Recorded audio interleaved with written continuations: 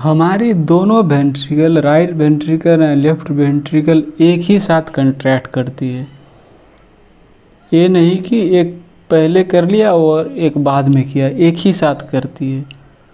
इसलिए मान लीजिए कोई एक वेंट्रिकल फेल हो गई किसी कारण से, तो उससे कारण से दूसरे वेंट्रिकल भी फेल हो जाती है कुछ समय के बाद। मान लीजिए राइट वेंट्रिकल फेल हो गई, तो क्या करेगी, राइट वेंट्रिकल लंग में ब्लड को पंप नहीं करेगी और वो ब्लड सब बैकअप होगी आपकी वेनस सिस्टम में, लेग में बैकअप करेगी, राइट। तो थोड़ी थोड़ी ब्लड लंग्स में जाएगी और वही थोड़ी थोड़ी ब्लड लेफ्ट वेंट्रिकल में पहुंचेगी। तो लेफ्ट वेंट्रिकल में तो ब्लड कम है तो वो भी आउटपुट नहीं कर सकेगा, तो हमारी ब्रेन परसीव करेगी कि लेफ्ट वेंट्रिकल से ब्लड नहीं आ रही है, तो इसे बेसिक कंट्रैक्ट कराओ। तो इसकी कंट्रैक्टिलिटी, हार्ट रेट बढ़ा देगी कि हमें ब्रेन में ज़्यादा ब्लड पहुंचाओ।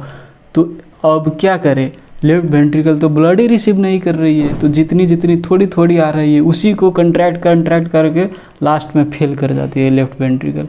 और मान लीजिए लेफ्ट वेंट्रिकल फेल है और उससे भी आपकी राइट वेंट्रिकल फेल हो जाती है।